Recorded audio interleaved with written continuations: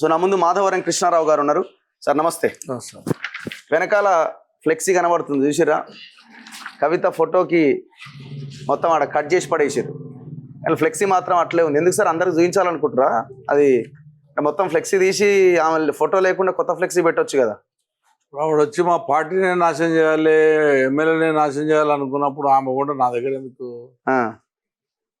ఆమె యొక్క అడవిలాగా గౌరవించాము. ఆమె వచ్చేసి ఇష్టం వచ్చినట్టు మాట్లాడి ఆరోపణలు చేసుకుంటూ ఓ కాంగ్రెస్ పార్టీని డెవలప్ చేయాలన్నటువంటి ఆలోచన తిరుగుతున్నప్పుడు ఖచ్చితంగా ఆ ఫోటో మాకు అవసరం. కొత్త ఫ్లెక్సీ పెట్టపోయారు, మరి మొత్తం కట్ చేసింది అట్లే ఉంది. మొన్నడాకున్నా సరే మా సార్ బిడ్డ ఎందుకులే తీసుడు, ఎందుకు బాగుండదు కదా అని ఉంచాం.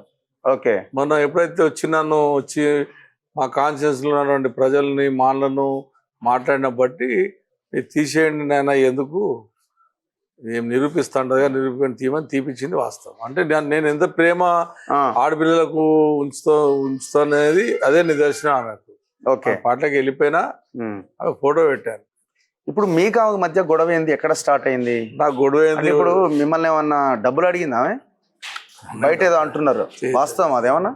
నేను డబ్బులు అడుగు తెచ్చటం గాను 15 కోట్లు అడిగిర్రు, ఇయ్యలేదు అని కృష్ణారావు అని మాట్లాడదు. సోషల్ మీడియాలో చర్చనా, లేకపోతే క్లారిటీ ఉంది నిజం ఉందా అని అడుగుతున్నాను. నన్ను అడగలేదు. ఆమె కలిసింది 3 సార్లు నాకు. ఎప్పుడెప్పుడు? నా కొడుకు మ్యారేజ్కి వెళ్ళాను, 2 మా బావ బిడ్డ మా చెల్లెలు కొడుకు పెళ్లికి వెళ్ళాను, బతుకమ్మ తీసుకొచ్చాను. 3 సార్లు ఆమె కలిసి. నాకు పరిచయం కూడా తక్కువ, పోకపోతుంటే అప్పుడు గవర్నమెంట్ పోకపోతుంటే ఆమె దగ్గర. బతుకమ్మకు ఖర్చు మీరు పెట్టిరా, లేకపోతే ఆమె నగలమ్మిన డబ్బులతో ఇక్కడ బతుకమ్మ జరిగింది? లేదు, నేనే పెట్టుకున్నా. 10 సంవత్సరాలు చేస్తా, బ్రహ్మాండంగా చేస్తా. ఆమె ఉట్టక ముందు నుంచి కూడా కుకుడుపల్లి బతుకమ్మ ఆడతారు. ఆమెనే వచ్చినాక బతుకమ్మ ఆడలే. మా కుకుడుపల్లి చరిత్ర ఎప్పటి నుంచో ఉంది. తెలంగాణలో బతుకమ్మ హైయెస్ట్ ఆడే బతుకమ్మ కుకుడుపల్లి. ఒకటి 30 ఫీట్లు 40 ఫీట్ల బతుకమ్మ ఆడతారు. మా పేరుస్తే ఆడతారు, చరిత్ర ఉంది, ముందు నుంచి ఆడతారు.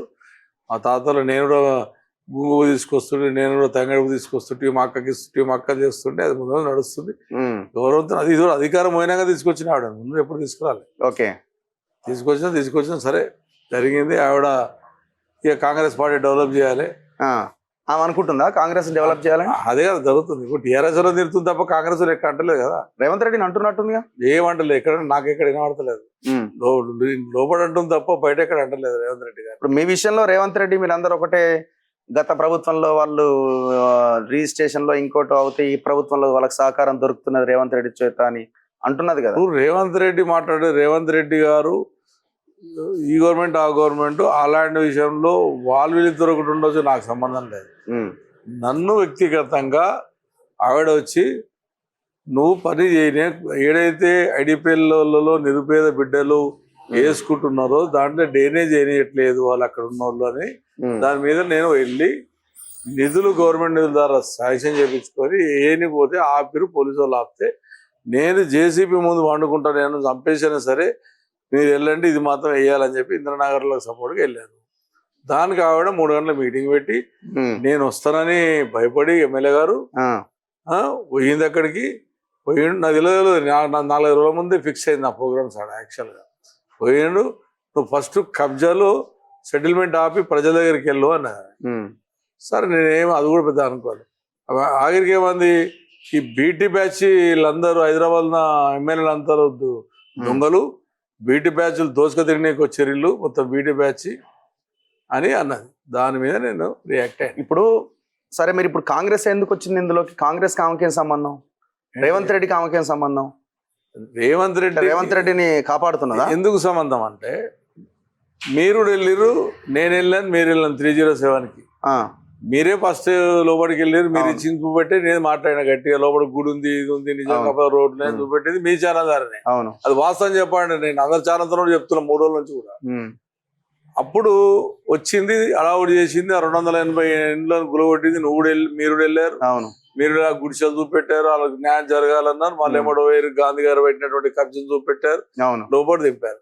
ఆవిడ వచ్చి ఏం చెప్పింది, నేను వస్తా, 280 ఇండ్లు కట్టించిందా వదిలేదు, 6 రోజులు టైం నీకు ఇస్తా, ఆడ 12 ఎకరాల ల్యాండ్ కబ్జా పెట్టిండు, గాంధీదేమో వదిలిపెట్టిండ్రు, ఈయనేమో గులగొట్టిండ్రు అని చెప్పి లొలి చేసింది. 6 రోజుల్లో బిడ్డ చేయకపోతే గాంధీ మొత్తం మార్కెట్లు వీకేస్తా అన్నది తిట్టిపోయింది.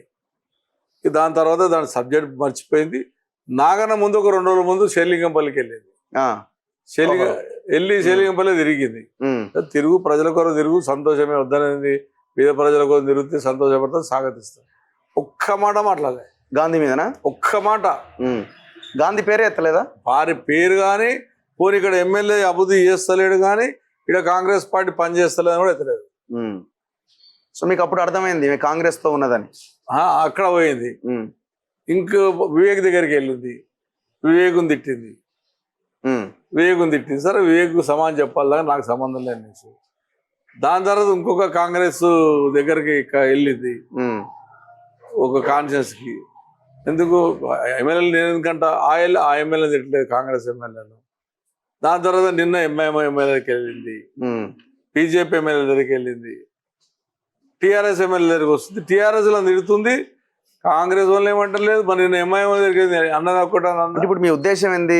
బీఆర్ఎస్ ని నాశనం చేయడానికి ఆమె కంకణం 200% అదే పని కావాలి. 200%, దాంట్లో డౌటే లేదు. ఇప్పుడు తండ్రిని తిడుతుంది, అన్నం తిడుతుంది. నీ తండ్రి తప్పు చేస్తే నువ్వు ఆ రోజు ఆ సంద అడగనుంటివి. ఇప్పుడు మీ నాన్న ముఖ్యమంత్రి మంచి పని చేశాడని చెప్పి మేము టీడీపీ నుంచి వచ్చింది వీళ్ళకు. లేకపోతే మేము టీడీపీ పోదలవాల్సిన అవసరం మాకు దేని లేదు. నువ్వు బిడ్డ బ్యాచ్ మాట్లాడుతున్నావు, మేము తెలుగుదేశం పార్టీకి అన్యాయం చేసిందని నాకేమన్నా పోనీ ఆవిడ అన్నది వీడు ఉద్యమం చేసిండా అని. నేను ఉద్యమం చేసిన చెప్పినా, నేను ఏ ఛానల్ చెప్పలే, ఎప్పుడు చెప్తలే. నేను తెలంగాణ ఉద్యమం నేను చేయలేదు. తెలంగాణ ఉద్యమం చేసి మీ సొంటలు పోరాడరు, కష్టపడరు, తెచ్చిర్రు. కాళ్ళ గజ్జలు కట్టుకున్న కళాకారులు కానీ, విద్యార్థులు కానీ, మీ సొంటి ఛానల్స్ నడిపించే వాళ్ళు కానీ, కేసీఆర్ గారు పానాలు నడిపించైనా సరే నేను తెలంగాణ వచ్చిందాకా నేను ఉంటా అని చెప్పి పోరాడి ఆయన. నేను ఎక్కడ అనలేదు. మాకు ఉన్నటువంటి రాష్ట్రంలో హైదరాబాద్ లో ఉన్నటువంటి ప్రాంత ప్రజల మనోభావాలతోని ఆ రోజు మేము ఎవరికి